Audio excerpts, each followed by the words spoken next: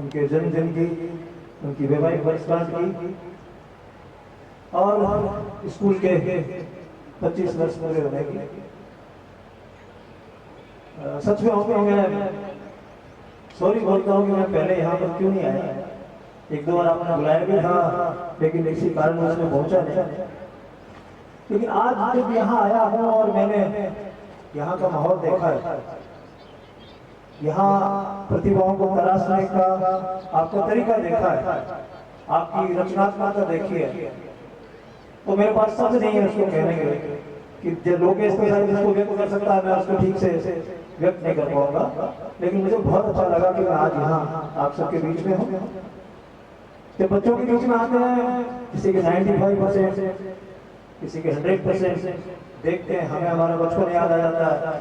हम भी पढ़ाई करते थे, मार्क्स लाने की कोशिश करते थे, परीक्षाएं पास करने की कोशिश करते थे, और एक मंजिल को छोड़ने के बाद लगता था नहीं ये मंजिल बहुत छोटी है, अगली मंजिल पर जाना, इस तरह की कोशिश करते थे। तो इन बच्चों को देखकर हम अपना बचपन इनके बीच में जी लेते हैं फिर से, जब इनके बीच में आते हैं। मुझे बहुत खुशी है कि इतने ज्यादा मार्क्स लाकर यहाँ से बच्चे 12th बोर्ड में सक्सेसफुल हुए। बहुत ही अच्छा लगा। मुझे उम्मीद नहीं थी सामना इस तरह की कोई क्रांति चल रही है चुपचाप से, लेकिन बहुत बड़ा काम हुआ है। मैं आज इस अवसर पर 2-3 बातें जोड़ना चाहता हूँ जो ओम जी कर सकते हैं, क्योंकि अब मुझे विश्वास हुआ कि यहाँ पर ये काम हो सकता है। सबसे पहला काम ये करना जरूरी है कि जो 10वीं पास हो गए बच्चे, देखिए मुझे बहुत अच्छे लग रहे हैं प्यारे बच्चे, 95% वाले, 80% वाले, 70% वाले, लेकिन मेरा ध्यान उन बच्चों पर भी रहता है जिनके 50% आए हैं, जिनके 40% आए हैं, जिनके 45% आए हैं। मेरा ध्यान उन बच्चों पर भी रहता है। और मैं वो व्यक्ति हूँ जिसने 2 परीक्षाएं पास कर ली है, MBBS वाला काम भी कर लिया है, IAS की परीक्षा पास कर ली है। वो सारी समस्याएं छूने के बाद मेरा ध्यान उन बच्चों को थोड़ा ज्यादा रहता है जिनके 50, 60, 70% आए।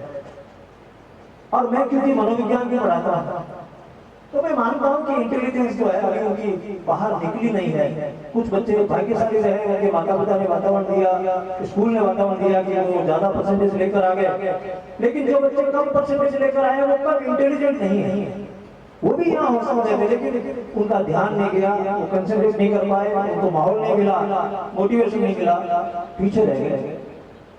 लेकिन 10वीं के बाद में एक काम जो यहाँ इस स्कूल में होना चाहिए, जो बुढ़ावन और जिम्मेदारी मैं उन जी को देना चाहता हूँ, वो ये है कि 10वीं के बाद में आपको प्रॉपर ढंग से अपने सारे बच्चों की काउंसलिंग करनी चाहिए। उनकी काउंसलिंग करनी चाहिए कि वो क्या करना चाहते हैं, उनका दिल क्या कह रहा है।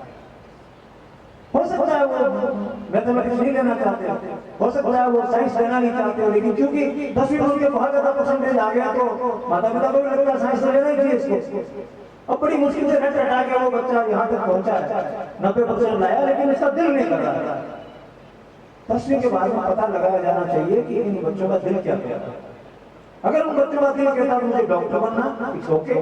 अगर उन बच्चों को लगता है मुझे इंजीनियर बनना चाहिए, इट्स ओके। अगर उन बच्चों को लगता है मुझे सिविल सर्विस में जाना है, इट्स ओके। 10वीं के बाद एक बार उनसे ढंग से बात हो जानी चाहिए, क्योंकि प्यारे बच्चों ये जो हमारे परसेंटेज है जानकारी के आधार पर 2 चीजें होती है, इंफॉर्मेशन और नॉलेज, जानकारी और ज्ञान। आपके जो परसेंटेज है ये जानकारी के आधार पर आए गए मार्क्स। अब आगे जो परीक्षा होंगी, चाहे आप नीट का एग्जाम देंगे, चाहे आप जेई का एग्जाम देंगे, जैसे बच्चे ने कहा मैं IAS बनना चाहता हूँ, वो सारे एग्जाम इन एग्जाम से बिल्कुल अलग होंगे। इसलिए ये जरूरी है कि ओम जी यहाँ पर इस तरह की काउंसलिंग की व्यवस्था और करें कि 12वीं के बारे बच्चों से पूछा जाए तुम हकीकत में करना क्या चाहते हो। क्या आपके नंबर केमिस्ट्री में ज्यादा आया है तो आपको केमिस्ट्री ठीक से समझ में आ गई है, या आपने कुछ सवाल रट लिए थे उसके कारण से आप सही से लिख के आ गया।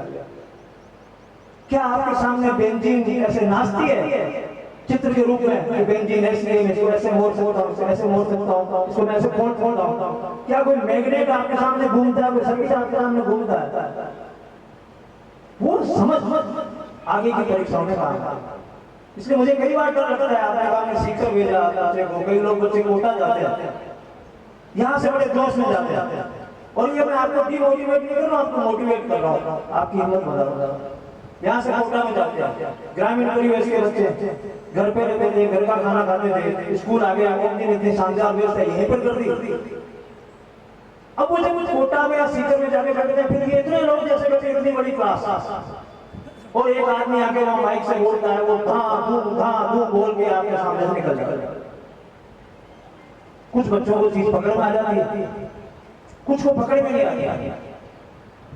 कुछ को लगता है कि स्कूल में जो हमारे सर पढ़ा रहे 20-25 स्टूडेंट होते थे, आराम से फिजिक्स, केमिस्ट्री, बायोलॉजी, मैथ्स पढ़ते थे, कोई चीज समझ में नहीं आती उनसे पूछ लेते थे। यहाँ पर भारी भरकम भीड़ है, बैठे हैं, इसमें खड़े होकर पूछने की हिम्मत भी नहीं हो रही है। कोई चीज समझ में नहीं आ रही है तो कह भी नहीं पा रहे। इधर से पीछे से पेरेंट्स का प्रेशर है कि बच्चों को डॉक्टर बनना ही है, इंजीनियर बनना ही है, प्रेशर है पीछे से। कई बच्चे ऐसे में वहां पर गुमसुम होने